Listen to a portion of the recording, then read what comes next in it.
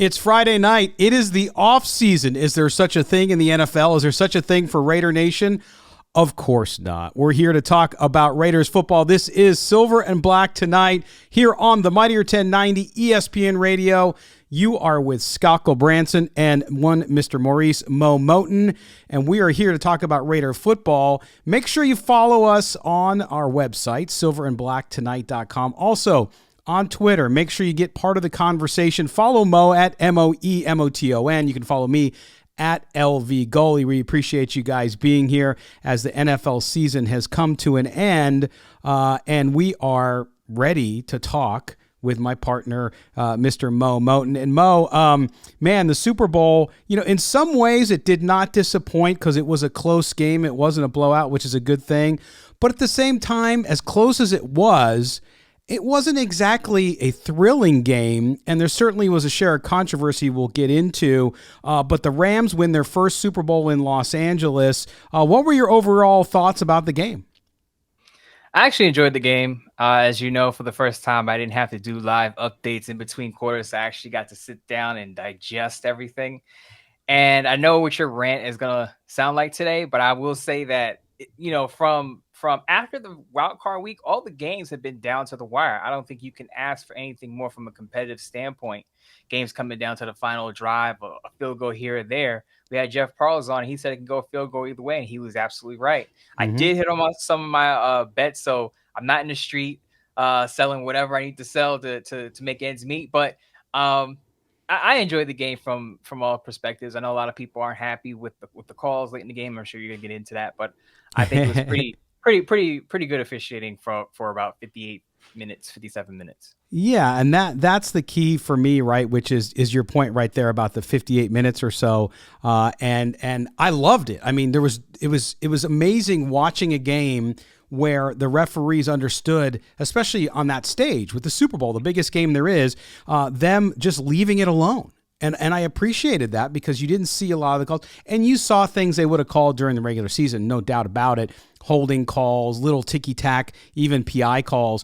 And they just let it go. And that was fine. But then you have the end of the game, okay? And I lost my temper a little bit on Twitter, and people loved to give me crap about it because I said, look, the fix is in. They want Kroenke, who had just come off the whole St. Louis thing, by the way, and he's not getting along with the NFL owners, but they need, and here's my point, and I know some of the people in LA are going to disagree with me on this, Mo, but they need LA to be successful. All the years they were outside, the NFL was not in Los Angeles. They go back. You have the complete farce that is the Chargers, right? As far as the fandom in Los Angeles, the move from San Diego, all that jazz.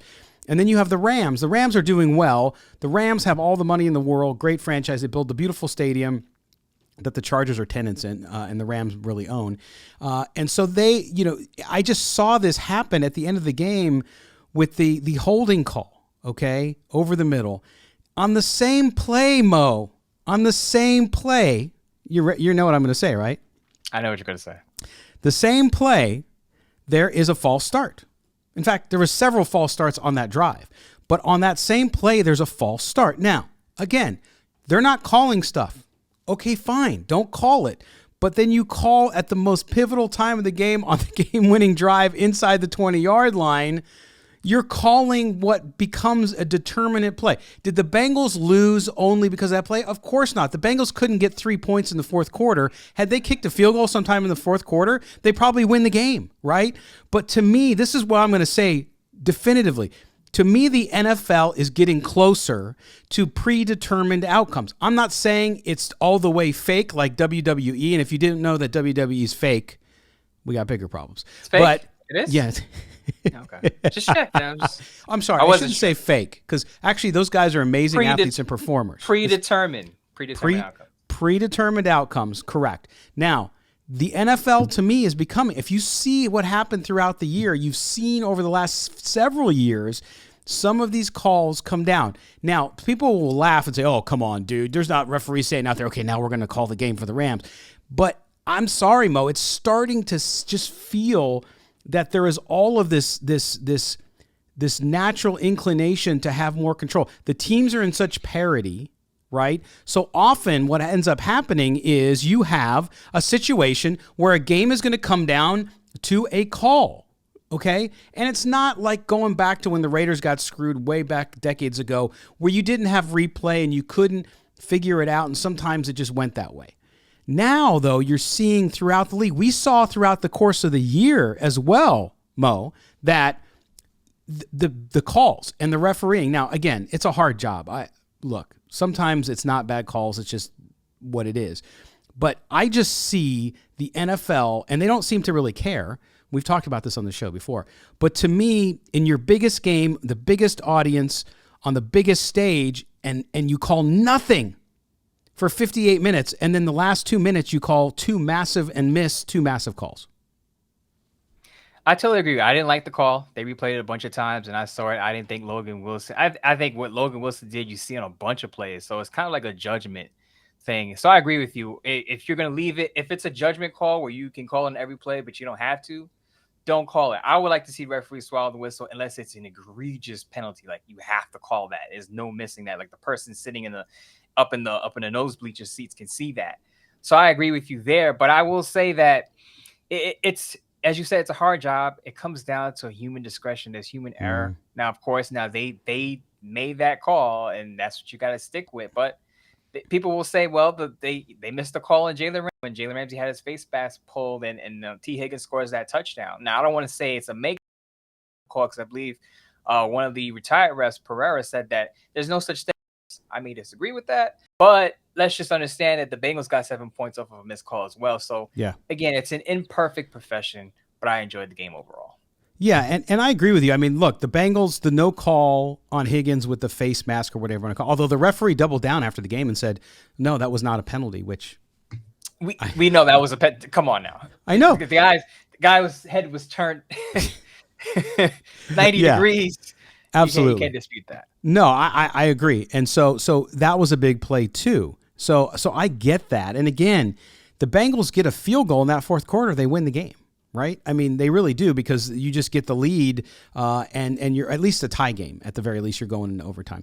So to me, that was one of the deals there. The other thing that I noticed was a lot of Raider fans, the Rams celebration, and I even tweeted out the picture, by the way, about the celebration in Los Angeles and how there wasn't enough people. And then Raider fans were like, see, we own LA. Now, again, we're on the Mightier 1090. Los Angeles is listening to us right now on ESPN radio on this station. So that's why we're on this station, is because there is a big group of Raider fans in Los Angeles, still very, very strong, or we wouldn't be on the air.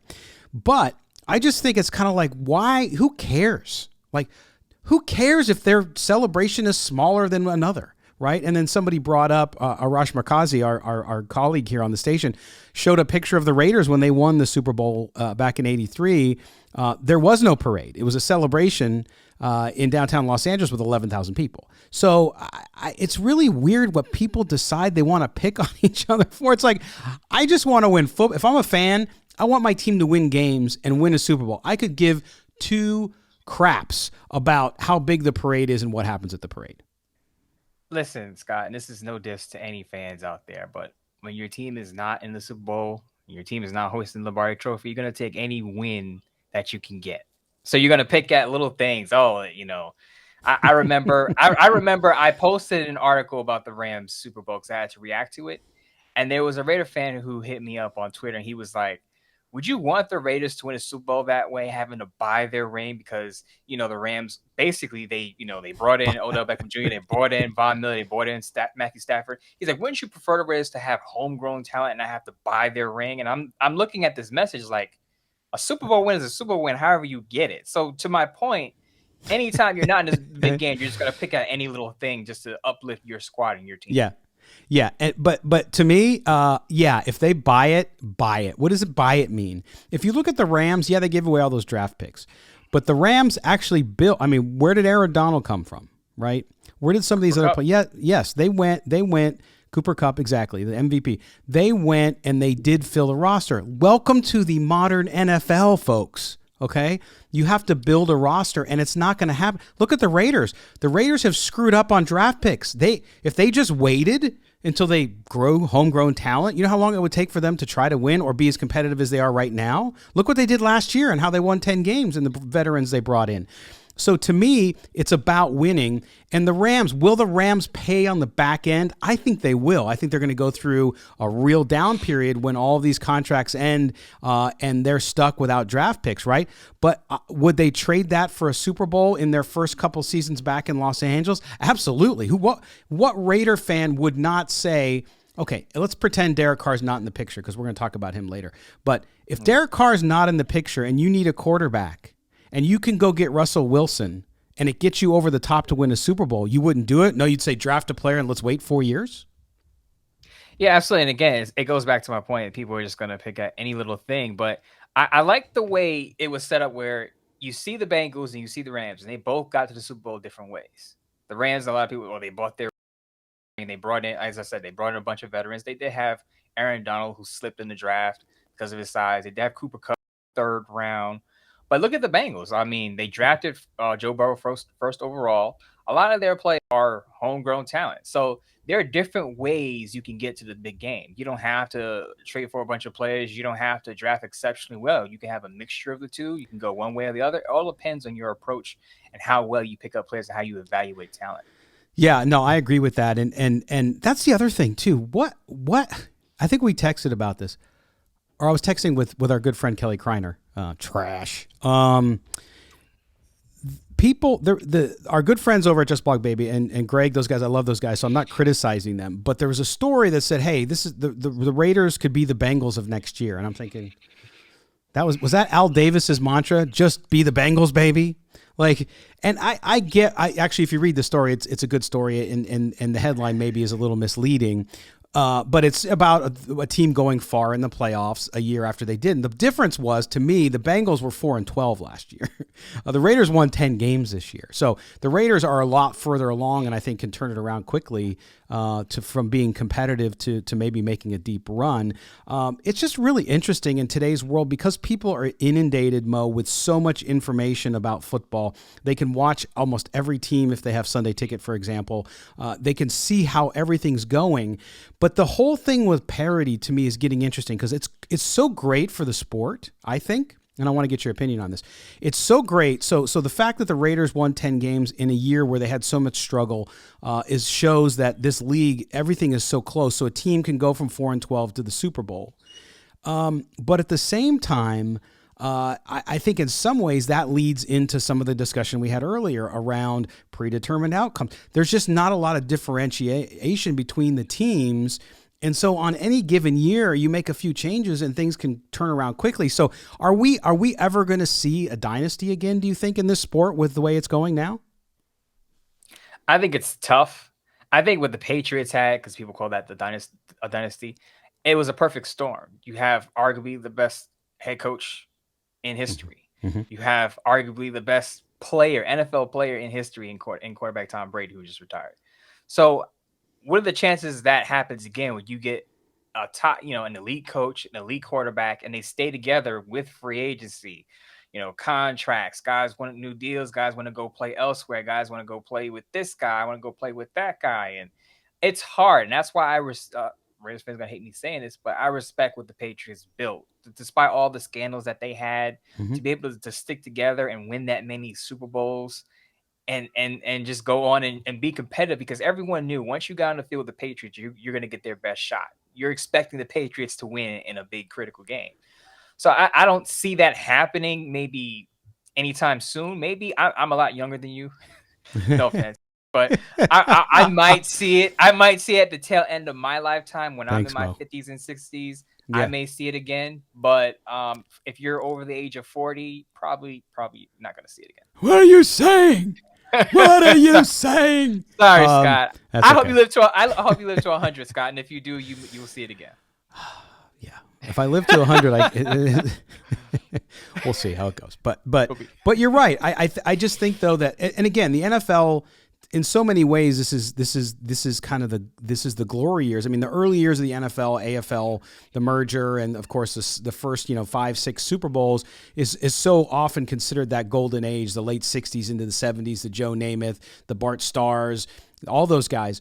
But I think we're in it now, just because again, I can be the Houston Texans and in 3 years be in a Super Bowl because of how quickly you can turn. To your point earlier about the free agency, about the contracts, about the salary cap, it's the problem you see with baseball right now, why baseball continues to screw the pooch, because they can't get it right, and so they don't have any competitive balance. The NFL has ultimate competitive balance, but you got to wonder too, at some point, what's the price of that, where there's no teams that stick out. I mean, everyone thought the Chiefs were on their way to becoming the next Patriot kind of dynasty. Well, that has not happened. Why? It's harder to keep things together. Now you have coaches. Now with, I think the other thing, and we'll have to get into it in another show. It'll be an interesting conversation, Mo, but the whole minority coaching issue that we've talked about before, you're going to have a lot of coaches now who might not have moved on because they didn't have opportunity for whatever reason, are now going to get coaching gigs, right? So you're breaking up staffs of that might have been in place. And I'm not saying it was a good thing that they were in place because they didn't get opportunity. I'm just saying things are about to change even more if the NFL changes their rules.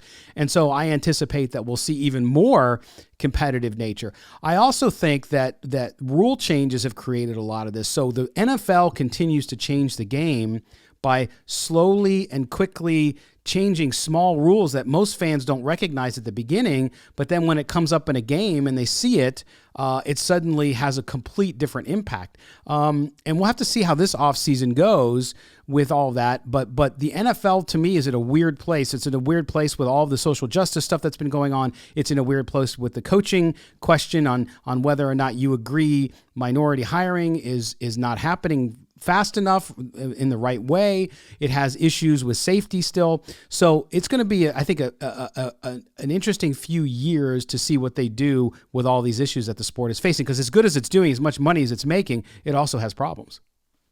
There was a point that Jeff Parles made last week, and he said with the addition of another game, you could see a lot more blow-up games where there's a upset that you didn't see happening. Yeah. And we all know there's buzz there being an 18th game coming down the pipeline. So can you imagine 18 games where good teams may take a week or two here off thinking, okay, we're still in position to get a playoff spot. We're still in position to win this division. We can afford to take a game off here or there. That may help a team that's on the borderline or on the fringe get into the playoffs. And then you wind with, like, as we did this year, 2 number 4 seeds in the Super Bowl, which I believe was the first time it's happened. Yeah. No, that's absolutely true. And it's that's the thing too. With the money involved with betting too, Mo, when we talked about that with Jeff last week, it's going to be interesting. But the one thing I want to close with before we get to the end of this segment, by the way, coming up after the break, we're talking about everybody's favorite subject in Raider Nation. That, of course, is Derek Carr. We're going deep on Derek Carr. But we're going to do it from a constructive standpoint. It's not the Hatfields and McCoy shooting at each other. That's not what we're doing. We're going to actually talk to Joel Corry from CBS Sports. He's a former sports agent. He's going to tell us what he thinks about the Derek Carr situation, the contract situation. We've heard $40 million now that he wants, so we're going to get into that. But the Raiders, the one thing, back to our buddies at Just Blog Baby, the story about the Raiders being the next Bengals. To me, that means you can, if you're a Raiders fan and you think they're far away from the playoffs, the Bengals had a terrible offensive line, again, this year. Okay, the Raiders did too, but it just goes to show you that with the way the league is, per Jeff's point last week and your point now, Mo, you can turn things around quickly. So could the Raiders be in the Super Bowl next year? Absolutely they could. Anybody could. I mean, maybe there's a couple teams that are earlier in the process, Jacksonville and some other teams, but you just never know, and that's the beauty of the NFL. So we'll have to see how it goes. All right, we're going to step aside and take a break. When Mo and I return, Joe Corry from CBS Sports, former sports agent, represented the likes of Randall and Keenan McCardell and Shaq O'Neal and a bunch of different people. He's a good dude. He's going to tell us what he thinks about the market for Derek Carr and if $40 million truly is it. We'll also get his take on the salary cap because he knows that as well. So don't go anywhere. You're listening to the Silver and Black tonight, only on the Mightier 1090 ESPN Radio. Don't go anywhere, Raider Nation. Everyone knows when it comes to NFL football, Raider Nation is the #1 pro football team in SoCal. Disagree? Tough. Talk Raiders every Friday at 6 p.m. on Silver and Black tonight, only on the Mightier 1090 AM. Welcome back. Silver and Black tonight here on the Mightier 1090 ESPN Radio. In Southern California, your only All Raiders talk show in Southern California. Moton, Scott Gulbransen with you, and we are getting to everyone's favorite subject in Raider Nation. That, of course, is Derek Carr. Here we go, Mo. It's not haters versus the stands. We're going to do something different here. What we're going to do is we're going to talk about Derek Carr, the possibility of a contract extension. You know, what would that be worth? How much would that cost? Mo, we've heard some stuff out there, and you said to me, you said, we're going to talk about this week because we try to avoid the Derek Carr conversation because people are so relentlessly unobjective about it. And instead you said, no, you know what? We got to talk to Joel Corry from CBS Sports. Mm-hmm. He's a former sports agent, and he joins us now. You can follow him at Corry, Corry, Joel, Joel, on Twitter, which I highly recommend. Joel, thanks for joining us here on Silver and Black tonight. Hey, thanks for having me. All right, so let's jump in. Derek Carr, this week, Mo and I have been saying pretty much the whole season that we felt Derek Carr would get extended, granted some incredible offer coming across the Raiders' desk or something like that. We thought, a short-term, long short-term deal, 2-3 year deal where the Raiders could have some flexibility, give some money up front. We were both thinking, 25, 30 million tops for a deal like that. This week, it was reported that he's seeking about $40 million over 3 years and no trade clause. We want to get your take on this to hear, number one, how do you establish a baseline salary for a quarterback of Derek Carr's caliber, a starter in the NFL, maybe not a top 5 guy, maybe top 10, top 15. And when I have to ask you too, I don't want you to throw any of your friends under the bus, but that number, where does that come from? Is that an agent talking to the media, trying to float a number out there for negotiation, or what? How does this all come to be when you first hear a number like that? Well, first thing you got to remember is in 2017, he signed for $25 million per year and became the highest paid player in the league. So if you're talking 25, 30 million, that's never getting anything done. Two, you look at a 2-year deal for a comparable quarterback a couple of years ago. Kirk Cousins signed for $33 million per year on an extension. He has the Vikings in a bind of a $45 million cap number. He does an extension. It's going to be for a significant raise because of his leverage, and that would be a very spot-on comp. Now, if you're talking 2-year extension, the first thing that's going to come in the agent's mind is, well, how much would it cost to franchise Derek Carr? Well, and then play the game. Well, if you franchise them once, you can franchise them again. And you got to keep in mind that a lot of the time the quarterback gets the exclusive tag, not the non-exclusive tag. And just from doing some preliminary projections, the non-exclusive tag will be $32 million conservatively next year. So you do that twice, you're talking 38.4. Average of 2 tags is $35 million per year. That's a floor. If you go to the exclusive tag, it's a different calculation, and it's going to be a much higher number. You're going over $40 million per year for just the first tag. So that alone would get you to $40 million if you're only talking a short-term extension. Now, one thing I could see happening is that the Raiders believe that signability becomes an issue, then you look to deal with it. Interesting. So Joe, just jumping in, Moton here. A lot of fans are worried that, let's say Derek Carr does get $40 million a year on his extension. They're worried that if he gets that they'll be hampered down the line in being able to either sign high price free agents or retain some of their own guys down the line. Now, him getting market value deal, do you see that as a problem, or with the cap going up, is it just not an issue as time goes on, even next year as the cap goes up? Well, we just had a team win the Super Bowl that had $44.7 million of cap for the quarterback between the dead money of Jared Carr and Matthew Stafford's actual cap number. So throw that out the window. 2, the cap is going to start going up substantially. Conservatively, 2020, the cap at $225 million to $230 million. That's conservatively. So conservatively, you get to 2024, you're talking $255, $260. Also, you have to look at it from the standpoint that Matthew Stafford, there's a good chance he becomes the highest paid player in the league, at least temporarily, this offseason. He's got all the leverage in the world after winning the Super Bowl. Aaron Rodgers, assuming that he doesn't retire, whether it's with Green Bay or someone else, as long as he doesn't pull the Drew Brees late in his career, give a team a financial break, he's going way up there as well. Could be the first $50 million per year guy. If he doesn't get there, 2020 after the 2022 season, Joe Burrow and Justin Herbert are eligible for contract extensions. Those will be the guys that get to $50 million. You got Russell Wilson, who's going to need an extension at some point in time. 2023 is his contract year.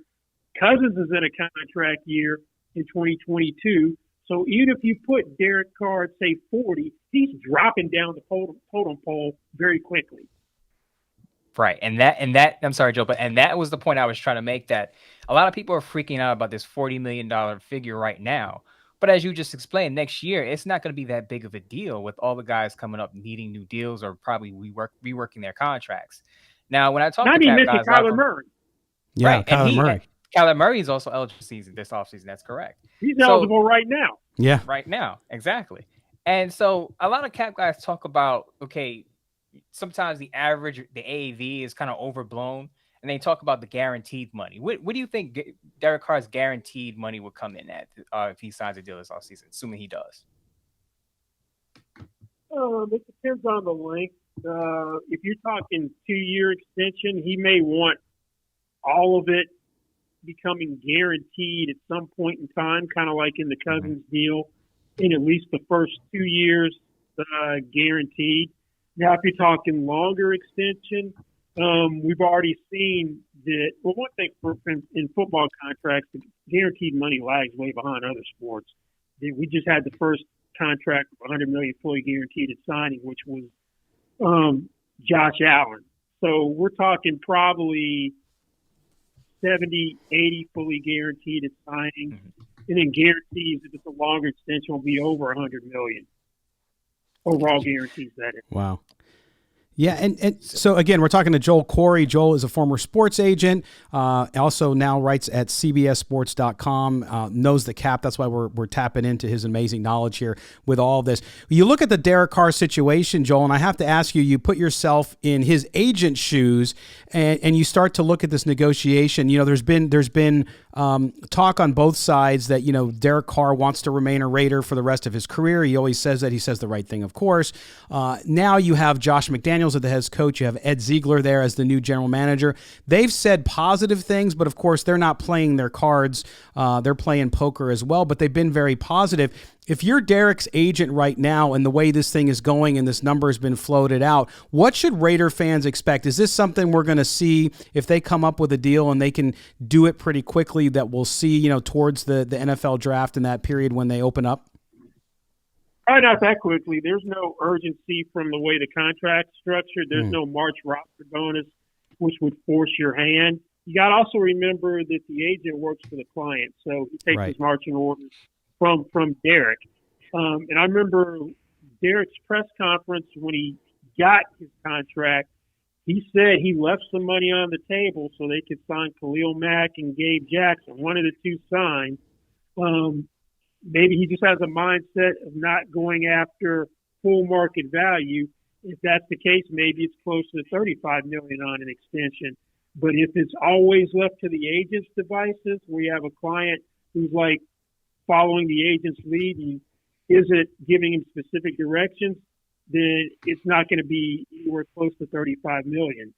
Now, it could get to a point that if the new Raider regime isn't willing to get into an acceptable ballpark, he could just play it out, and then they're stuck with having to go potentially year to year, and at least next year having a huge number on the cap for a franchise tag, unless they decide to trade him. And if you did decide to trade him, the Washington Commanders desperately need a quarterback. So tough question. I know you're not in the room with these negotiations, but right now, so to speak, but what do you think about a Derek Carr no trade clause? Do you think his agent could possibly sneak that in there only because he's kind of been in the rumor mill over the past few years? Is he going to be traded? Is he going to be moved? And you would think someone of his stature is tired of that talk during the offseason. Do you think his agent may try to sneak that in there? And how would you do that if you're sitting across from the table? Because basically the team is giving up a lot of leverage to the player to say, okay, if I'm traded, I get to pick where I want to go. Yeah, there are like maybe 10, 15 no-trade clauses across the league. Most of them come with quarterbacks. Aaron Rodgers does not have one. Tom Brady did have one. Patrick Mahomes, Dak Prescott, Russell Wilson have them. Deshaun Watson, even Jimmy Garoppolo had a limited one for 2021. So the pitch would be, Derek wants to be here, doesn't want to go anyplace else, so the no trade clause ensures that he's there. He's willing to commit to you, so are you not willing to commit to him with the no trade clause? Yeah, and Joel, is that something as an agent that you also, or I should say you use if you're willing to take a little less money, to your point about when he took the first deal back in 2017, is that something you use a little bit of leverage, say, hey, we're taking a little less money, so you got to give a little more there? No, the no trade clause hasn't been something where people are taking discounts. No. If you look at some of these guys, Russell Wilson became the highest paid player if there's no trade clause. I think Deshaun Watson at the time was the second highest paid player. Then Dak Prescott, when he signed, was the second highest paid player. Jimmy Garoppolo was the highest paid player. Yes, Jimmy Garoppolo at one point in time, after just 3 games with the 49ers, became the highest paid player and had a limited no trade clause. So it hasn't been a thing which has been used for a discount. Well, before we let you go, Joel, with this situation with the Raiders, from an organizational standpoint, if you look at it from their standpoint, I sort of look at it as, look, if you have a better option, you might consider it. Obviously, the draft is not an option for them this year. It's not a huge, obviously great draft class from a quarterback perspective. Do you think, are they a little bit in a bind? I mean, they're quite, Derek Carr is a good quarterback. There's no question. I've never been someone who's disliked him and recognized when you put the talent around him, he can perform and win for you. But in their situation, are they kind of stuck because of the way the market is and there's no viable option maybe to develop a younger guy? Or how do you look at it from the organizational perspective? Yeah, this was not the year to get a quarterback in the draft. I wonder if Davis Mills would be the first quarterback taken had he not come out and been a third-round pick this year. These guys are going to be drafted, not the caliber of quarterbacks the past 2 years. Now, I'm going to stir the pot here. I have no knowledge about this. For a veteran option, as I alluded to earlier, if you could get a first-round pick and something back from the Washington Commanders, yeah, you need a quarterback. There's one in the Bay Area that these guys are familiar with that does win games when he stays healthy, that isn't a contract year, that has Patriot pedigree, that I just talked about, Jimmy Garoppolo. Yeah, it's interesting because we have seen that conversation actually, Joel, happen. Some people talking about, there's been a couple stories actually too about it, so you're not alone in it. And of course, Raider fans have an amazing allergic reaction to it because it's the 49ers. But yeah, if you're looking at a situation where you can get a lot in return for Derek Carr, and that's what I always tell people when we talk about it here on the show, is it's not that we don't like Derek Carr, but it's a business. I think, for fans, because fans are so great and they're so into the sport, they sometimes forget that it's a business, and if you get offered a great opportunity that you can't pass up, you got to do it. So it'll be interesting. But if you were a betting man and you were going to bet on this, you think they get that deal done with Derek Carr and he returns? Yeah, I think they get the deal done. I just think if you're talking 2 years, then the dynamics of the negotiation change. Because the first thing you should do is just start looking at, okay, what's the cost to franchise my client, and go from there. Yeah, that's great. Well, Joel, we appreciate you being with us tonight here on the Mightier 1090 and on Silver and Black tonight. We will check in with you again as we move along in the offseason, but we certainly appreciate the time. Appreciate it, guys. Thanks for having me. All right, you take care. All right, so there you go, Joel Corry. Good stuff, man. I mean, Mo, I think I loved your first question there for him too, because I think a lot of Raider fans, and again, sometimes I'm confused by the salary cap and not understanding the numbers and all that stuff. So having somebody like Joel on was a key thing, and I know that you work with him some during the season as well, and that was huge because people are freaking out over that number. Well, we're not going to have enough money. Even I've said that a couple times. Well, if you spend too much money here, you're not going to have money there. That was more about the Devontae Adams stuff, but this explains how they do it. People, especially, I've seen a lot of people who are not in favor of the extension have said, just tag him. But we just heard that if the tag goes higher, you could actually pay more. Absolutely. And shout out to Joe because he's always helping me out in the DMs. Every 1 or 2 weeks, I'm always asking him basic questions, and he's very patient with me. So shout out to him for coming on the show and dropping that knowledge on us. But I liked his answer to my question too. And it's basically the point I made in my column this week that we're all freaking out about this number, 40 million a year, 40 million a year. But by next offseason, as he just ran down the names, and I agree with him because I wrote the names down too, Rodgers, the Packers are prepared to make Rodgers the highest paid quarterback in the league if he stays. Mm-hmm. Stafford's going to get a new deal because he's on an expiring contract. He just won a Super Bowl. He's going to get paid. Lamar Jackson wants to get paid. Cousins' deal is going to get redone because he's in the last year of his deal. Kyler Murray is eligible this offseason. Next offseason, Joe Burrow and Justin Herbert are going to make big money. So you look at that $40 million number now, and you go, wow, that's too much money. Next year at this time, you're going to be looking at like, wow, Derek Carr is maybe top 11, top 10. So he's basically being paid what he should be paid. So that $40 million figure that people are freaking out over is not going to be a big deal next year. Exactly. And here's the deal. I say you sign him for 3 years, right? So you get that 3-year deal. You're going to front end a lot of it anyway, right? He's going to get some money up front, which allows you to structure it that way. And he might or he might defer some. I mean, you just never know how they make out those payments. There's lots of ways to get creative. And again, the question that you always ask, Mo, so I'm channeling my inner Mo Moton here, which is, what's your plan if you don't? What's your plan? So Joel brought up, and I know we'll get a lot of comments below on the YouTube video and on the podcast and on the radio show here, that Jimmy Garoppolo. Now, people, I think there's not a lot of options out there for the Raiders when you look at a veteran quarterback who could kind of be a placeholder until you go get a younger quarterback over the next couple of years. So then it comes down to the question for you guys who don't like Derek Carr. Okay, if you could get rid of Derek Carr, but it meant having Jimmy Garoppolo for 2 or 3 years, you're going to do that. Because that's the type of thing you're going to be faced with.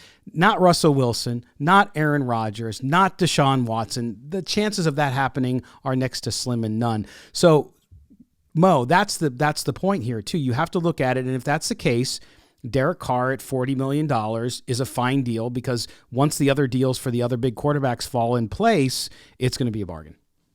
Here's what it boils down to for me.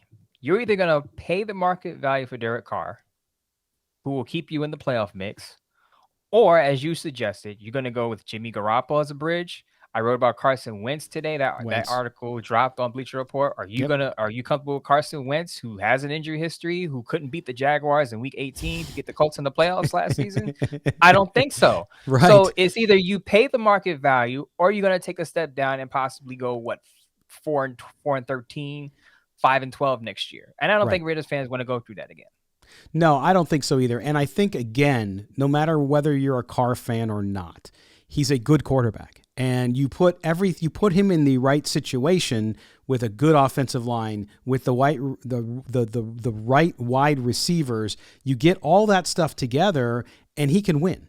And even people I know who don't like Derek Carr tell me that. They're like, well, if everything's perfect, then he's fine. Okay, so then build up around him, and then over the next couple of years, you do need to have your succession plan. See, that's why, to me, a 3-year deal makes so much sense, because then you're able to then wait another year or two, get the guy you want in the draft, trade capital, whatever it is you got to do, and then you're able to groom for a year or less, or just have somebody come in and compete for the starting job as a young quarterback, and that's the way to the future for the Raiders. But I just don't see another option for them that makes a lot of sense that isn't just pie in the sky dream. So this whole conversation, I think Derek Carr by July is going to be a Raider for the next 3 years, and we'll see what the terms of the deal are. But we certainly don't see any more viable options. If you have them, leave them in the comments. But I can't think of any as well. Mo, we also know that the Raiders, they have other roster moves to make. That's what we talked last week about Devontae Adams and how that might not be the right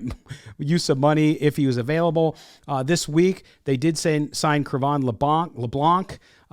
He is a cornerback that was on the Patriots practice roster last year. So you're starting to see some of that Patriot talent that these guys, Ziegler and McDaniels, were we're familiar with. Tell me a little bit about him, and should we expect a lot of those former Patriot guys or guys that were familiar and ran through the Patriot organization getting these smaller signings off here in the offseason?